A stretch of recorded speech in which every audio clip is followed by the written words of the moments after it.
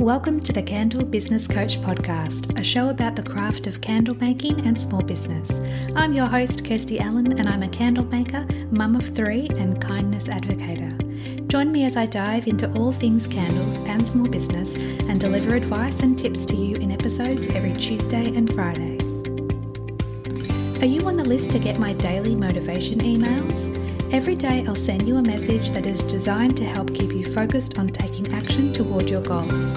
Sign up using the link in the show notes. This episode is brought to you by the membership for candle makers, the Candle Makers Collective. Becoming a member gives you access to fortnightly online group Q&A coaching sessions to support you, monthly online workshops and trainings to help you grow your business, plus frequent expert guest speakers to inspire and teach you. You'll also have access to an ever-growing resource library with templates, guides, planners, and ebooks. But my favorite aspect of the membership is our exclusive Facebook group for accountability, connection and support. So if you're looking to take your candle business to the next level and learn more about the membership for candle makers, click the link in the show notes for the Candle Makers Collective.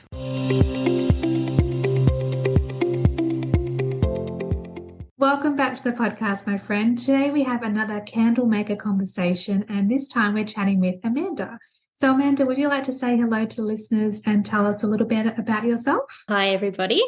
So my name's Amanda. I'm just turned 41. I'm a mum of two beautiful boys who are 10 and 12. I currently work a part-time allied health assistant, so a physio assistant, currently in the aged care sector, which I do enjoy, and then also a candle maker. So fairly new to the candle making industry. But yeah, it's really exciting. How did you get started with candle making? Like, where did the passion begin? I've always been really crafty since I can remember. I loved like beads and jewelry making and bits and pieces. I love just using my hands as my spare time, in my spare time. And then I think, as with everyone else during COVID, it hit everyone pretty hard and hit us pretty hard with both of our jobs, or my husband and myself, our jobs. And then, we got a bit of a kick up the bum, and it was good in a way. It kind of just gave us a bit of an overview of what we really wanted to do. And I was in a travel industry job before that for about 15 years, or in fact, 15 to 20 years. So I got made redundant, and then I've had a bit of a passion, as I was saying, for my craft and everything. Doing quite a bit of essential oils, and then I started just making some candles for home. Really enjoyed the process and found it really therapeutic. And then it kind of went from there. I had a beautiful friend that's gave me an idea to she had a gifting gifting business, and said, why don't you give it a go, try to sell them, it'll be amazing. And I kind of thought I'd have got nothing to lose. So kind of just during that time during COVID, I actually had the time to do quite a bit of testing and everything. So that kind of started it off. And it wasn't without a few frustrations, but I enjoyed the process and kind of led from there. So I love that, how you know that you're a creative person and you know that avenue makes you happy and fills you with joy. And then a friend has stepped in and said, why don't you take this one step further? Because you may not have decided to do that yourself. You may have just been happy in your own little world, in your own little hobby as such.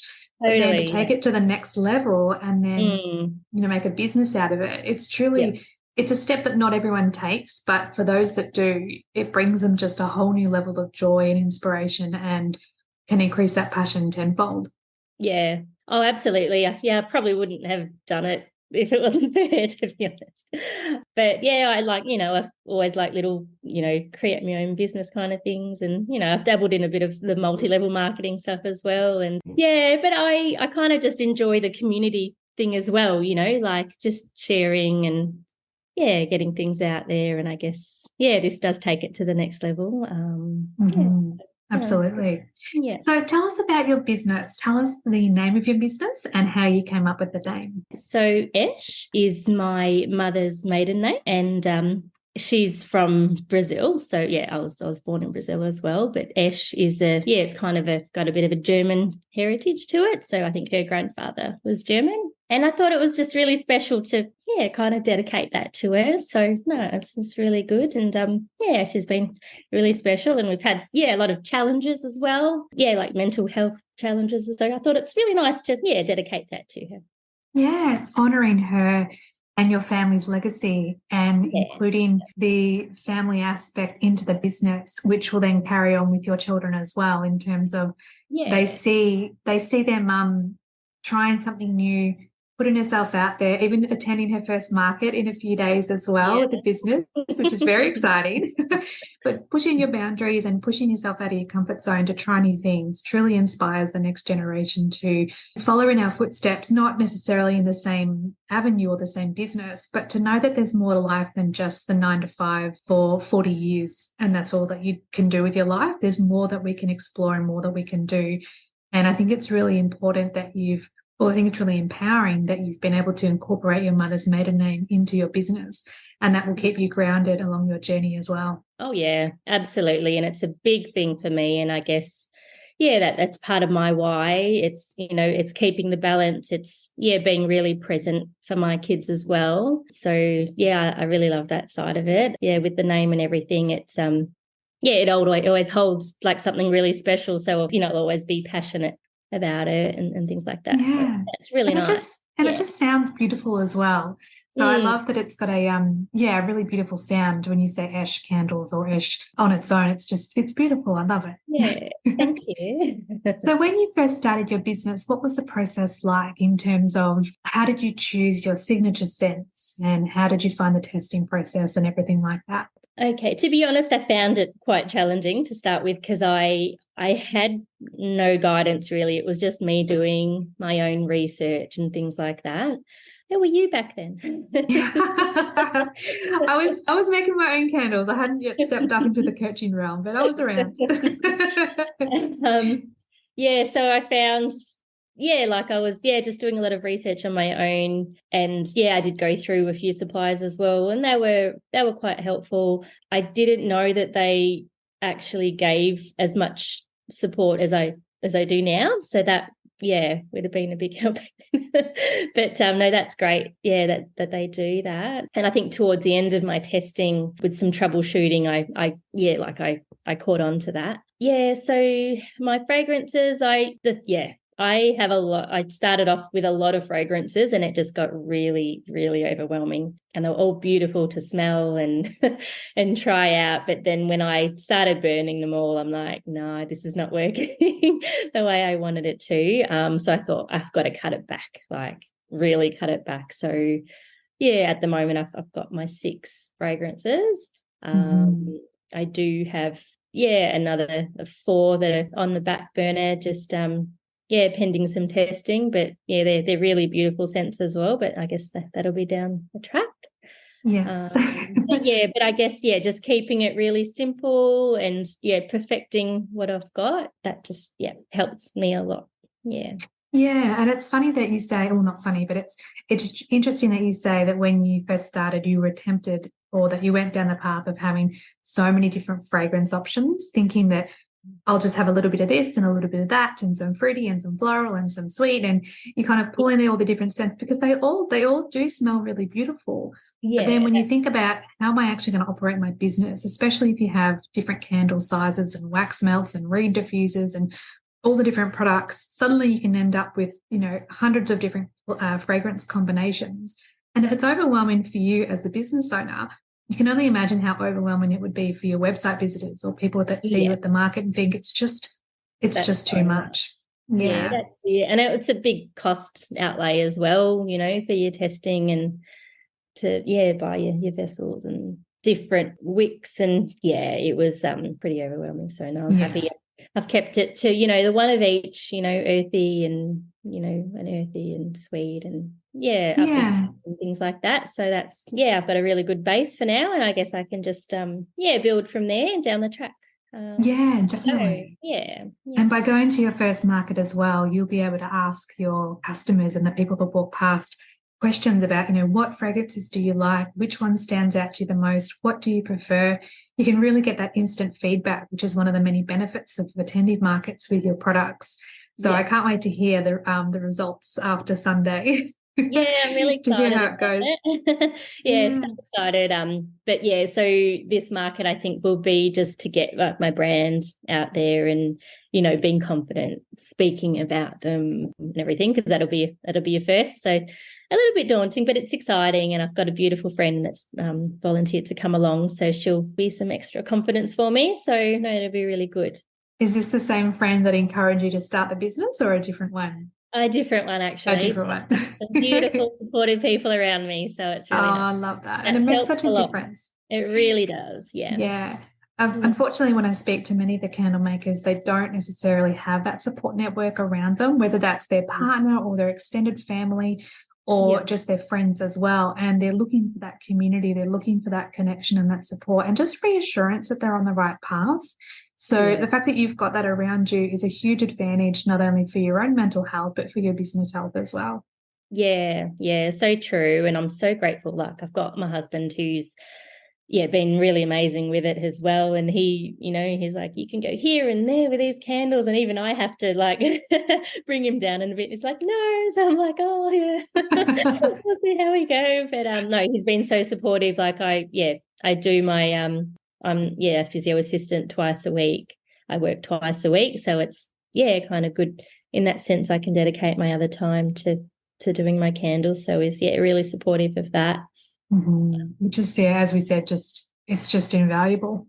Yeah, yeah, yeah. So it's really nice, and it's a nice balance for me as well, like with my physio job as well as I'm in aged care, and it can be quite full on um, Yeah. doing that. But I love it. Like I love it's so rewarding as well. Like it's just a different kind of rewarding. Mm-hmm. And then I've got this side of things where I can be crafty and be rewarding in a different way. So it's and as you said before, it's just showing my kids that can be done, and just go and do what you love to do. And So important to follow your own dreams and passions and not let them fade away because of fear or hesitation. that's it. So you mentioned that you work part-time as well as running your business. How do you try and juggle it all? How do you complete everything that needs to be done on like a daily or a weekly basis? It is really challenging. Although I just work the 2 days, I still find myself so busy on the other days. Your course actually helped quite a bit with that, like with the apps and the tools that you gave and the strategies to be able to, help with organizing things. And that was really good to start using. So that was really good.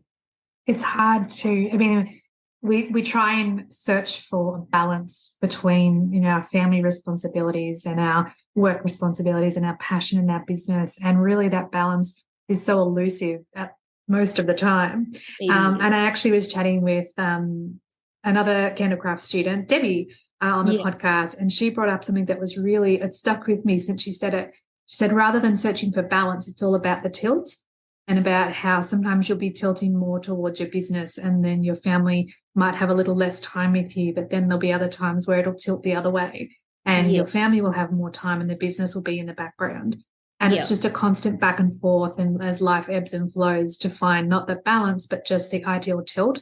So I thought that was really, I love that. I love it was really beautiful. So it's shout so out to true. Debbie. I love it. Like it's so true. Like this week especially was a massive challenge. Like with my physio job, it was a little bit different this week, and my energy's just gone. It's just gone all there, as well as trying to sort out for this market. But lucky, I'm pretty organised with that already.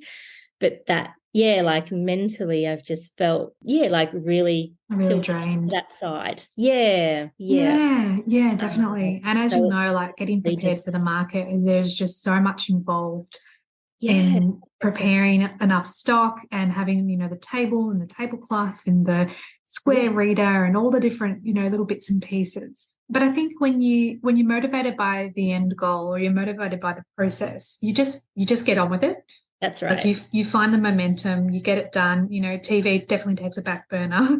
Scrolling on socials takes a back, is on the back burner, and it's about just prioritizing what needs to be done. And when you are focused on what you're working towards, it's a lot easier than if you sort of, float around and you don't really have direction. Yeah, exactly. Yeah, you need to have your why and your purpose very, like, really ingrained. Yes, Otherwise, definitely. it's easy just to lose sight of it and get discouraged and things like that. So Yeah, definitely. And when your goals are bigger than your excuses, it's a lot easier to push through as well and find that momentum. that's Mm. exactly right.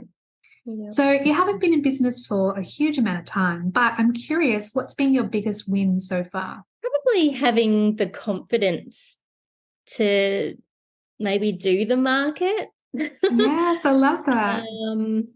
I guess, increased confidence in, I guess the product. Yeah, and being able to talk about it to people. I went into the shops early this morning and I got something new to wear for the market. Oh, beautiful.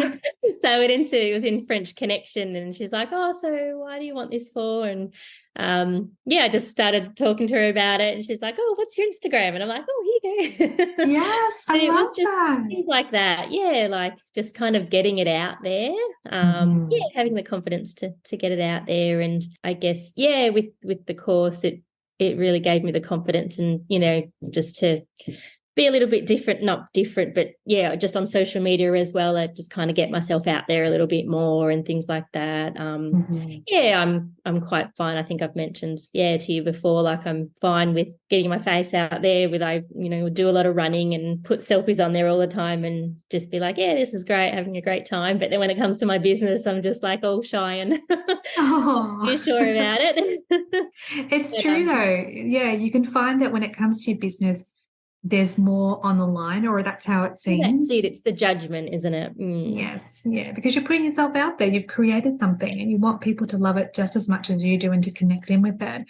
And not Yeah. everyone will. That's just how life is. But when you prioritize your goals over your excuses, and or not even excuses, but just you work through, you become more self-aware, you work through your confidence and self-belief, and Yeah. you start to do the action that you're inspired to take, then you start to see the results. It doesn't happen automatically, but it does happen as you begin to do more for the business.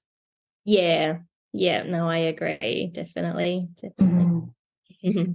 So we talked about, we mentioned that there were some challenges that you faced when you first started, specifically the testing. What else was a challenge for you along your journey? Mainly the testing, I guess maybe financial as well. Like it took a while. Like with all the brand design and things like that, I thought, I'll save myself some money and, create all the labels and things like that. And I think I would have spent about 2 months trying to figure it all out and, message friends and be like, oh, how does this look? What do you think? And all that. And I just wasn't sure of it. And so that kind of wasted a bit of time. Mm, And then I think, like I just made the decision to actually, just get someone to help me do the yes. design and brand and things like that. Mhm. And they were great with that. So I guess, doing that, it takes a bit of money, but definitely worth it in the end, I think. Yes, and that's the thing. You need to weigh up whether you want to invest the time or if you want to invest the money and then save time overall. And if you're able to, I mean, obviously, a lot of us need to save up to be able to afford to get someone to help with our branding and our labels and our logo and the look of our business. But Yeah. people, particularly with online purchases, people purchase with their eyes. And if they're not in love with your imagery, if they're not in love with your logo, if they don't connect in with your story and your why, they won't make the purchase. It's more than just a transaction. So Exactly. investing in your business, whether that's getting professional photography done or having, a personal photo shoot of yourself with your candles as well, that all those things make a difference. It's not just, oh, I'll just take an ordinary photo and put it up and hope for the best. You need to actually think like the big businesses and invest in your business accordingly.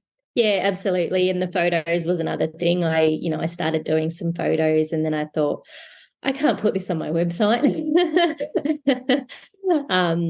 So I just bit the bullet and got some photos done as well. And they make a difference and you can tell. Yeah, it's all about the lighting and the angles and Yeah. presenting your candles literally in the best possible light that people want to purchase from you. Yeah, that's right. So I think, they were the challenges. Yeah. Yeah, I think that a lot of people could relate to or will relate to those being challenges for them as well.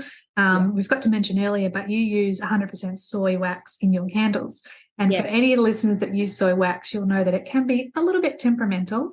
It can be a little bit challenging to work with. But through your testing process, you figured out the right combination of wax, wick, and fragrance oil to make the most beautiful candles that you possibly can. So it does take perseverance across all aspects of the business. And it's about presenting your products in the best possible light when you feel comfortable enough to actually sell them.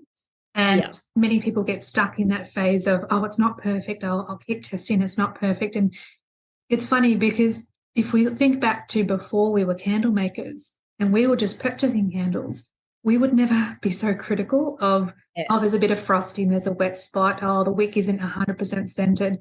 But when it's our own product, we're so critical because we want it to be perfect because we think people are looking for those details. Now, that's not to say that you shouldn't make the best possible candle and absolutely make it safe, but a candle's not imperfect just because it has a wet spot or a bit of frosting. It'll still perform beautifully, and as long as it's performing safely, then you should feel comfortable with selling a product that looks, the way that it looks. I think that's why my testing took so long. I was one of the ones where I'm like, it just needs to look perfect and it needs to burn perfectly. It took me a while, but as I had said to the other girls in the candle course, you have to enjoy the process of the testing as well. Like, you have to have that excitement. If one doesn't work, like, boo-hoo, on to the next one. Let's go. Let's see how it goes. Like, just test the different combinations, and you have to enjoy it. Otherwise, you won't get there, and you'll get discouraged, and you're not motivated to keep going. And it's a good challenge, like, just to get the best combination. And once you've got it, yes. And that's why it's so important to reach out to the suppliers if you're having issues, like wherever you've bought your wax from, or your wicks or your fragrance oil, or possibly that could be one supplier. But reach out to them and ask them for help with troubleshooting the issues that you're having with the creation process, because they know the most information about the particular batch of wax that you've purchased, or which particular fragrances have a higher need for a higher fragrance load or a lower percentage. So, connect in with the people that you've purchased your products from, or reach out to me and I can help you as well. But the suppliers will probably be the best because they have the most up-to-date information, and they know their products, or they should know their products if they're a reputable supplier. As you say that, I remembered another challenge, which actually a main one of mine was I was using different suppliers. So I was using my wax and wicks from a different supplier to my fragrance. And that was, because, I couldn't go to them and tell them what fragrance I was using because they, wouldn't have tested it themselves. So that was, a big thing. So I know when you've mentioned you've used the same supplier before, I'm like, probably should have done that. But you don't know what you don't know, right? I loved these fragrances, and I just, I'm like, I'm going to make it work. Yes. And I did. It just took a lot longer than what I thought it would. And And that's the thing, like, when you first start your candle making process, you're full of so much excitement and motivation, and you think it's going to be easy, or at least not as hard as what it is or what it could be. And when it takes, a matter of weeks that turn into months, that turn into several months, you think, am I ever going to get through this testing phase? And you do begin to enjoy it a little less, which can be disheartening along the way. But if you can keep pushing through and just keep working at it and do your testing thoroughly, you will eventually find the right combination for you, depending on where you live and what the temperature's like and what the humidity's like and all the different factors that are at play. It's worth it in the end, because when you sell a candle to someone that you don't know, so not a family member or friend, then the joy that it brings you, and when you start to get those beautiful positive reviews that come in and the testimonials from your products, you know that the whole process has been worth it. Oh yeah, absolutely. It's a tricky time, but it's really worth it in the end, and it's good to. So if you're not 100% with it, then you just keep going, and you get there definitely. When you start your candle business, there are so many things to consider and research along the way, especially when it comes to choosing the right suppliers. Long Story Short provides all your design and printing needs, from your logo and branding to designing and printing your product labels. The quality is exceptional, the customer service is amazing, and prices are very reasonable. They're the only label company I recommend, so check out their website or send them an email today to get started. hello@longstoryshortdesign.com.au. So what are your goals for your business? Where do you see yourself in the future with Esch? I guess just to keep consistently selling and, be present and have my name out there and people know, who Esch is. I think I've mentioned in the past just about having a little like a candle making workshop of some sort. Not sure how that'll pan out, but I love community. I love just getting everyone together and I find candle making quite therapeutic. So I thought I'd share the love maybe. So that's probably a long-term kind of goal. I love that. I guess just establishing, the brand for now and just kind of getting it out there. Gift like subscription boxes and things like that I'd love to get into. And your candles are beautiful. Like, I love your labels, and your website is one of the best that I've seen in terms of how it's presented and the journey it takes you on. It's just such a beautiful and light and sort of flowy feeling to it. Like, it's really lovely. So I can tell, or I can see that in your future that you'll be able to bring that community around you and share the joy of making candles. And I think that's one of the a beautiful goal to have, because it, as you say, it spreads the joy to other people and they can experience something that is therapeutic and just so enjoyable. Yeah, thank you. Yeah, long-term goal, but it'll happen. It's good. No, it's good. It's important to have, short, middle and long-term goals, things to look forward to and things to work towards. So I'll definitely be following your socials closely to see how it all unfolds. So what gives you motivation to keep going when things get tough? I go for a run. Yes, love that. So running brings me a lot of clarity. So a bit of addicted to run. I do a lot of running or trail running. I'm loving at the moment. So just again, getting out in the nature, and it's just again therapeutic and really, really lovely. And again, it's really beautiful community behind it. We've got a local girls group as well, which is really beautiful, and everyone's supportive and things like that. So it really helps. Yes.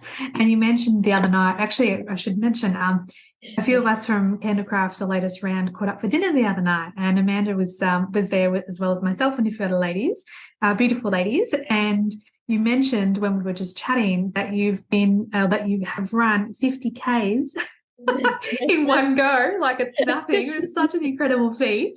So tell us a little bit about that.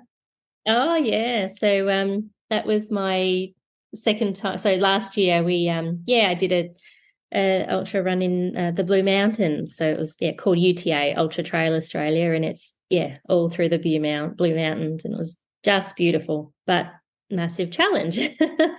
But I use it's a lot of mental toughness as well, just to get through. Like, you train your body to do certain things, you need to be consistent with that as well, but it's a big mental toughness just to get through that. And that's definitely helped me get through my challenges in life and through business, and keeping consistent and things like that. Consistency is definitely key when it comes to any goal that you're working toward. You can't just flitter in and out and hope that you'll reach your end goal. It's about, having your goal, working consistently towards it, doing a little bit each day, if you can, or more each day, and then you'll eventually reach your goal. And that goes for anything. But the fact that you were able to do something so physically challenging and demanding and succeed, that again inspires your children to see that, mum can do anything that's possible. Maybe I can do something that seems impossible too. Yeah, well, that's it. And it just goes to show that anything you put your mind to doing, you can do it, like it's inspiring. And our group is super inspiring. We had this lady, this girl that did 100 kilometers.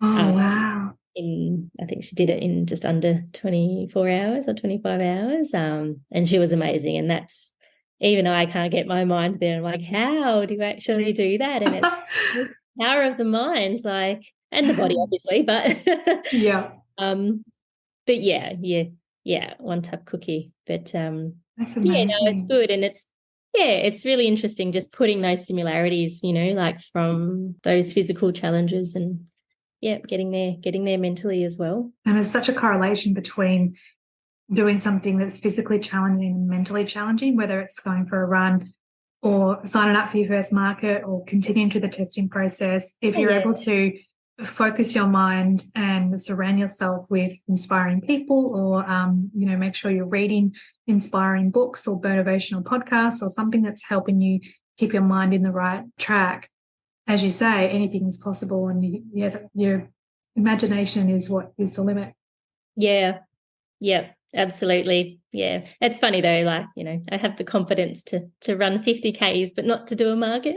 But you're going to do it on Sunday. I am doing one. Actually, that leads perfectly into my next question, which is, how do you define success? I guess having the right balance.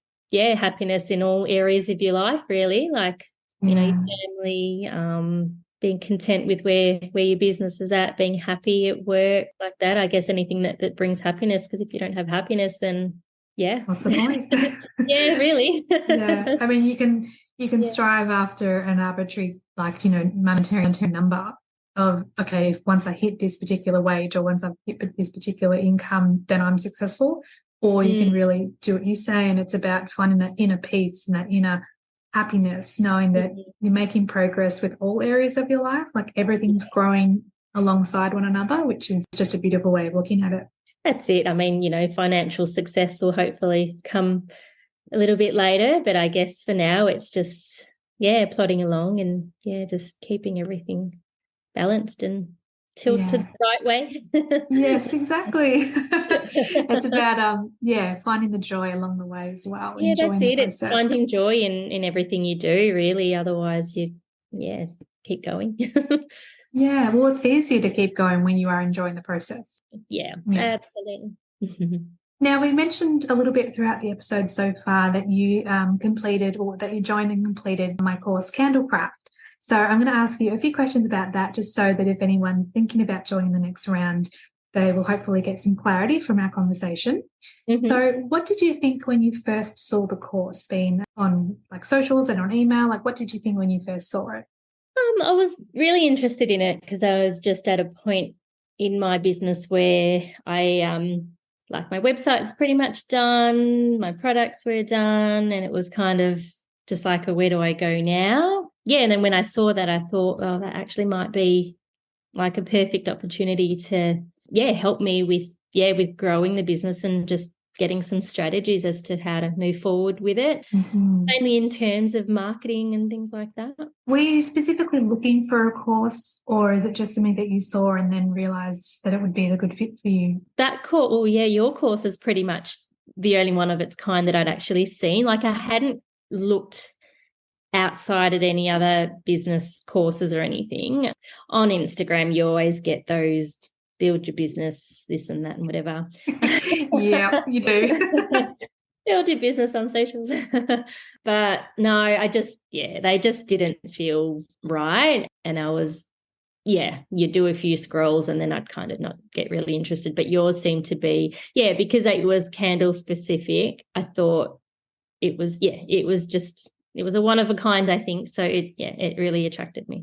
So what made you sign up for Candlecraft? What was the deciding moment where you clicked, yes, that's what I want to do? My hubby offered to buy it for my birthday. Oh, that's so sweet. Well, so I guess I had, because I had been thinking about it, but financially I didn't think it was the right time. And then I had a chat to him and I just explained, it looks like a really good course that would get me moving. And when he offered, I'm like, perfect, this is the time.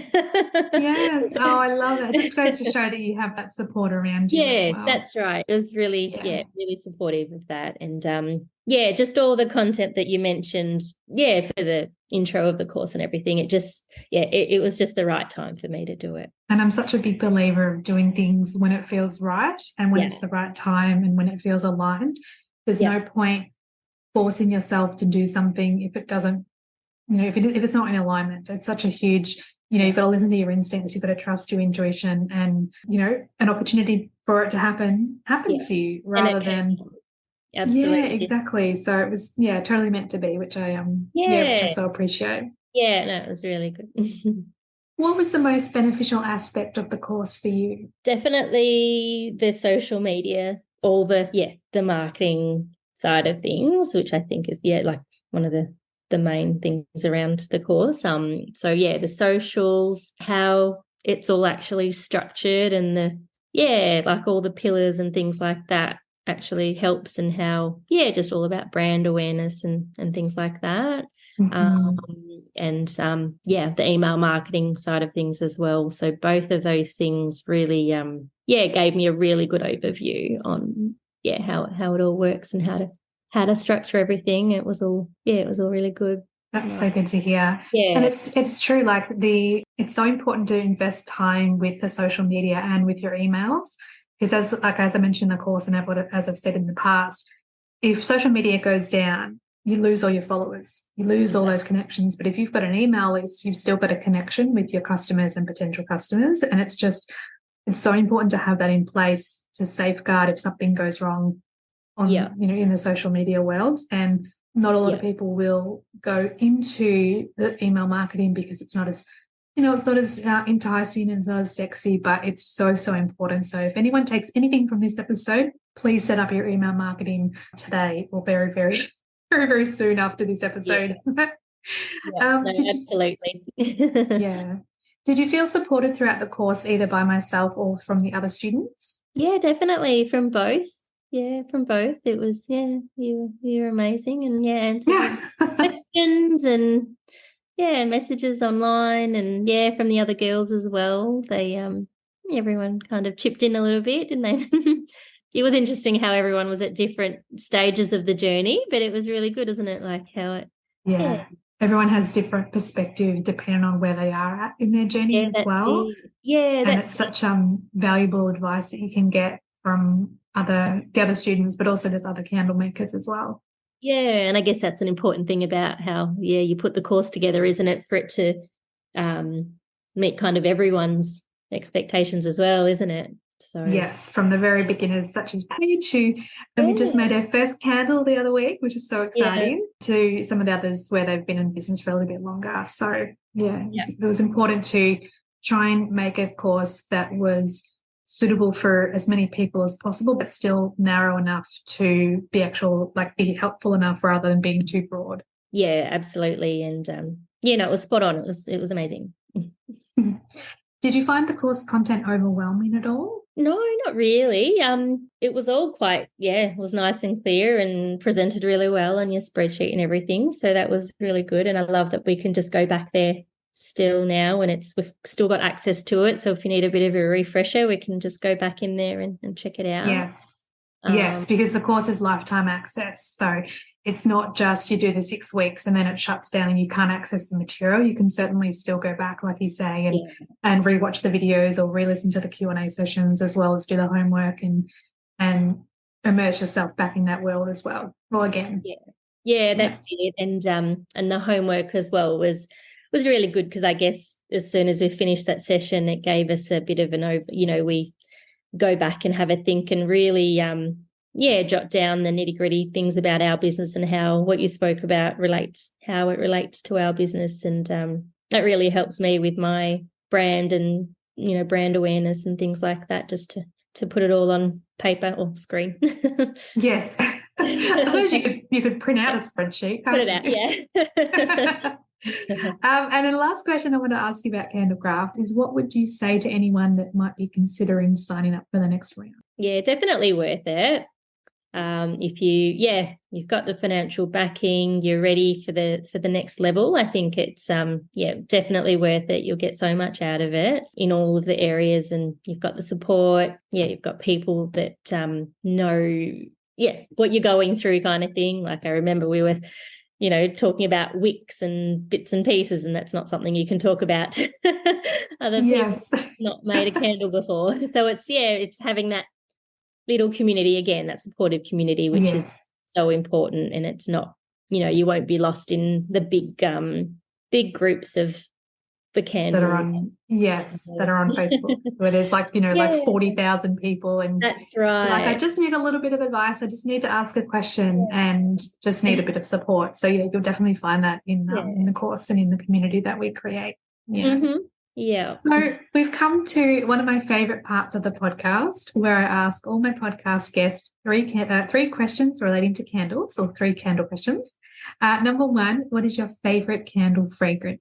The lemongrass lime one. Lemongrass. Oh, that's beautiful. That's very fresh. Fresh and uplifting, and it just makes me happy. I love that. Question 2, what do you love about candles? I think of candles as just relaxing, therapeutic. You light one, you know, at the end of the day, or, you know, before, you know, just sitting down in a lounge room, and it just gives you a nice vibe, and just puts you in a nice state of mind, peaceful state of mind. I love that. And then the last question is, what is one piece of advice you'd like to give to other candle makers? Patience, just enjoy the process, enjoy your testing, enjoy the process, know that it, you know, you will get it right, but it will, you know, can sometimes take time, but you'll get it right eventually, and just not to lose scope of that. Mm-hmm. Amanda, thank you so much from the bottom of my heart for being on the podcast today and sharing your beautiful wisdom and knowledge with the listeners and myself. For any of the listeners that want to get in touch with you, where can we find you online? So I'm on Instagram, Esch_Candles. I'm on Facebook as well, and on email, info@esch.com.au. Perfect. So I'll put all the links in the show notes. So if anyone that wants to connect in with you will be able to, click on the links, and then they'll be able to connect in and say, hi, I heard you on the podcast, and and say what they thought of the episode. So thank you again. I really appreciate your time. Thank you for having me. Thanks so much. No worries. And good luck for your market on Sunday. Thanks so much. Appreciate it. We'll let you know how I go. Thanks everyone for listening today. I hope this episode added value to your candle making journey. Check out the show notes for all the links mentioned throughout today's show, and please subscribe to the podcast so you don't miss any future episodes. Thanks again for listening. Have a beautiful day.